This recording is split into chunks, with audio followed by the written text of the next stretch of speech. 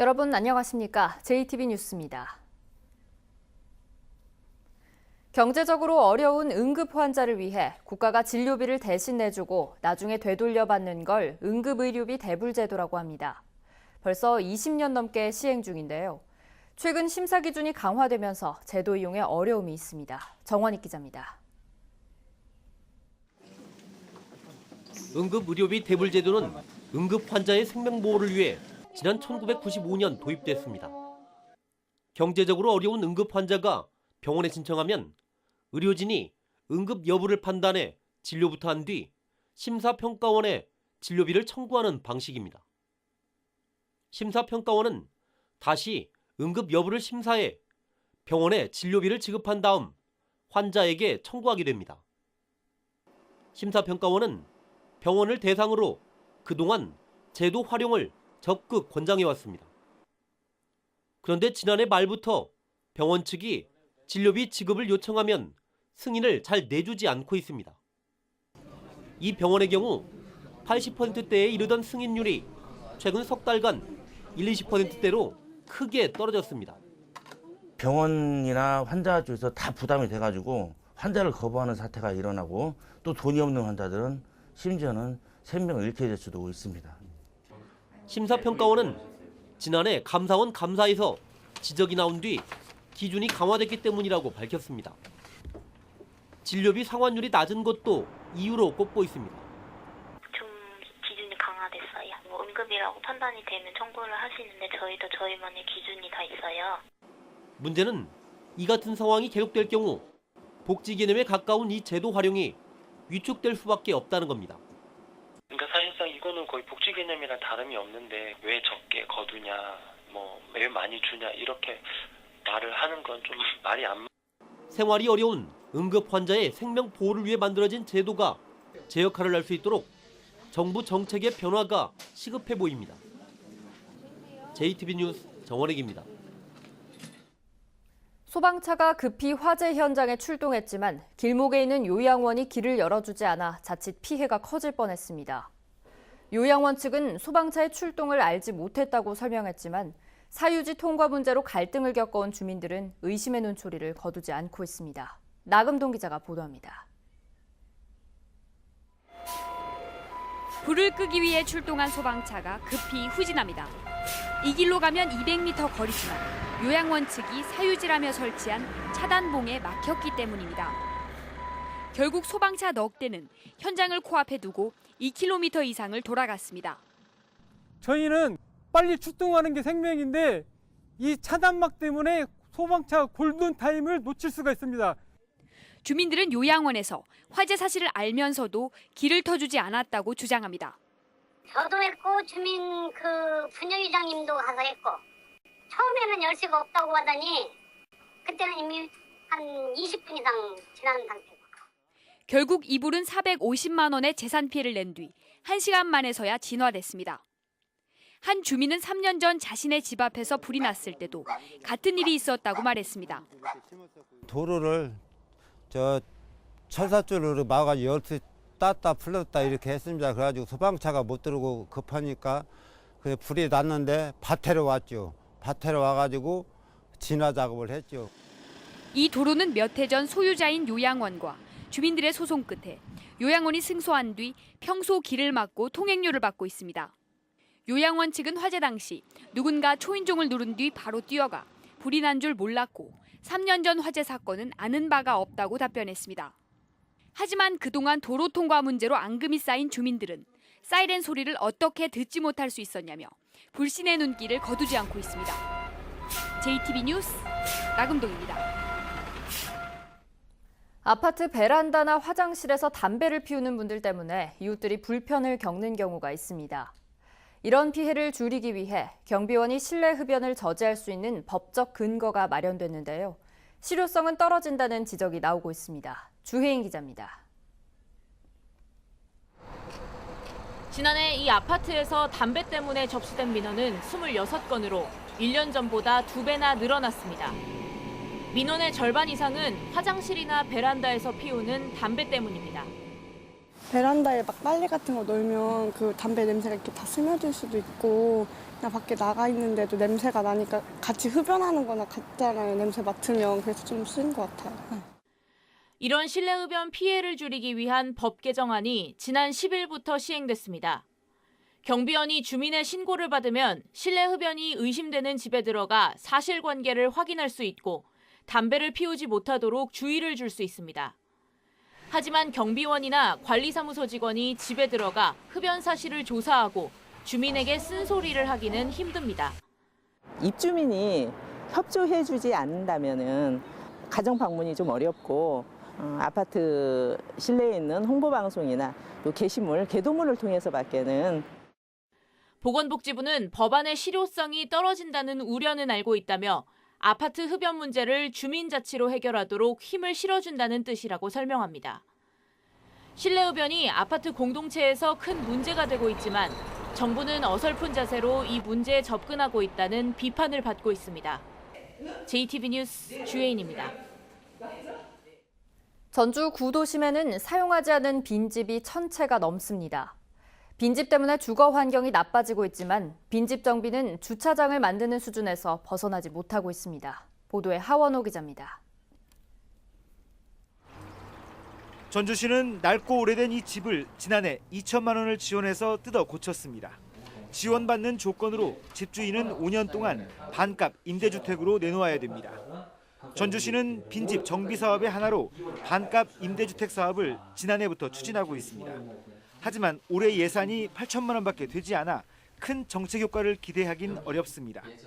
빈집 내려가는 추세 그런 것들 종합적으로 검토해서 예산 도하고 우리 시 예산부에다가 적극적으로 어필해서 추가적으로 예산이 확충이 되도록 노력할 계획입니다. 전주에 사용하지 않는 빈집은 1,010개소로 계속 늘어나며 원도심의 공동화를 심화시켜 왔습니다. 하지만 지난 10년 동안 전주시의 빈집 대책은 예산을 들여 철거하고 주차장이나 텃밭을 조성하는 수준이었습니다. 빈집 대책의 효과를 높이려면 인구를 유입할 수 있는 주거형 활용 방안이 필요합니다. 장애인 그룹홈이나 독거사 예방을 위한 어르신들을 위한 시니어 그룹홈, 그리고 청년 세대를 위한 쉐어하우스 등 지역의 사람이 스며들 수 있는 정책으로 확대해야 하고요. 빈집을 철거하는 수준에서 이제는 빈집을 재활용하는 쪽으로 빈집 정비 대책의 근본적인 전환이 시급합니다. JTB 뉴스 하원호입니다. 제88회 남원 춘향제 개최 일정과 프로그램이 확정됐습니다. 임실군이 올해 도서관의 예술문화 사업을 확대합니다. 권대성 기자입니다. 올해로 88번째를 맞는 남원 춘향제가 오는 5월 18일부터 닷새간 광안루 일대에서 열립니다. 주제는 재미와 감동이 있는 전통 예술축제, 춘향 선발대회와 창극 춘향전 등 모두 25가지의 세부 행사가 진행됩니다. 춘향제전위원회는 올해는 예술감독을 영입해 예술성과 대중성을 갖춘 공연을 선보인다는 계획입니다. 남원 춘향제에 오시면은 사랑에 푹 빠질 수 있도록 여러분들을 초대합니다. 장수군이 과수농가의 저온 피해 예방제를 지원합니다.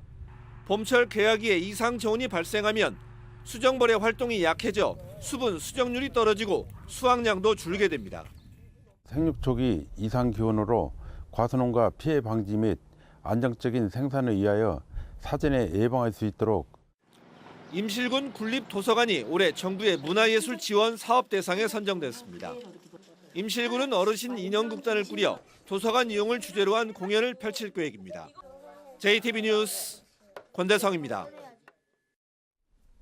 전라북도가 오는 19일까지 시의원 선거구 획정안을 마련하기로 했습니다. 전라북도는 오늘 국회에서 선거법 개정안이 통과되면 곧바로 선거구 획정위원회를 소집해 19일까지는 전라북도의회에 최종안을 제출한다는 계획입니다.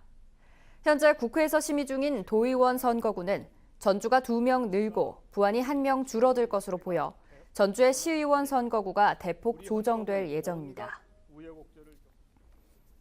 서남대 폐교의 후속 대책으로 지방자치단체가 공공의과대학을 설립할 수 있도록 하는 공공보건의료법 개정안이 발의됐습니다. 국회 이용호 의원이 대표 발의한 법안은 지자체가 공공의과대학을 설립할 수 있고 지자체에서 학비를 지원받은 학생은 졸업 후 9년 동안 공공보건의료기관 등에서 종사하도록 하는 내용을 담고 있습니다. 이용호 의원은 법안이 통과되면 의료 취약지에 대한 지원이 대폭 개선되고 지역은 서남대를 되살리는 것 이상의 의미와 효과를 거둘 것이라고 말했습니다. 전라북도가 지역 특화 산업 전문 인력 교육기관으로 3개 대학을 선정했습니다. 전라북도는 군산대와 원광대, 전주대 등 3곳에서 올해부터 2년간 탄소와 태양광 등 12개 전문 교육과정을 운영한다고 밝혔습니다. 전라북도는 해당 교육과정의 대학생에게 2년간 등록금 전액을 장학금으로 줍니다. 새만금 지방환경청이 개청 20년 만에 전북혁신도시 신청사로 이전했습니다. 지하 1층, 지상 4층 규모의 신청사는 전체 면적의 26%를 녹지 공간으로 조성했고 빗물 재활용 시설과 지열 냉난방 시스템을 갖추고 있습니다. 새만금 지방환경청은 지역 주민을 위해 1층에 다목적실을 마련하고 청사 앞 광장도 상시 개방한다고 밝혔습니다. 제2회 국제종자박람회가 오는 10월 김제 민간육종연구단지에서 열립니다. 전라북도는 국제종자박람회 조직위원회가 지난해보다 개최 기간을 하루 늘려 오는 10월 23일부터 나흘간 박람회를 열기로 결정했다고 밝혔습니다. 지난해 처음 열린 박람회에는 12개 나라에서 온 해외 바이어 등 36개 기업과 9개 기관이 참여했고 관람객은 3만 6천 명을 기록했습니다. 익산경찰서는 야간 주거침입 절도 혐의로 41살 이모 씨를 구속했다고 밝혔습니다. 이 씨는 지난달 7일 오후 4시쯤 익산시 왕곡면의 한 주택에 숨어들어 금목걸이 등 140만 원어치의 귀금속을 훔친 혐의를 받고 있습니다. 특수절도 등의 전과가 23건에 달하는 이 씨는 출소한 지 사흘 만에 다시 범행을 저지른 것으로 드러났습니다. 오후 들어 비구름이 점차 물러가며 빗줄기는 잦아들고 있습니다. 어젯밤부터 내린 비의 양은 완주 지역에서 최고 40mm 내외입니다. 오늘 한낮 기온은 전주 10도 등 최고 12도 안팎까지 오르며 예년 이맘때와 비슷하거나 조금 높겠습니다. 내일은 맑은 가운데 한낮 기온 14도 안팎이 예상돼 포근하겠습니다. 당분간 예년 수준을 웃도는 포근한 봄 날씨가 이어지겠고 목요일에는 또 한 차례 비가 올 전망입니다.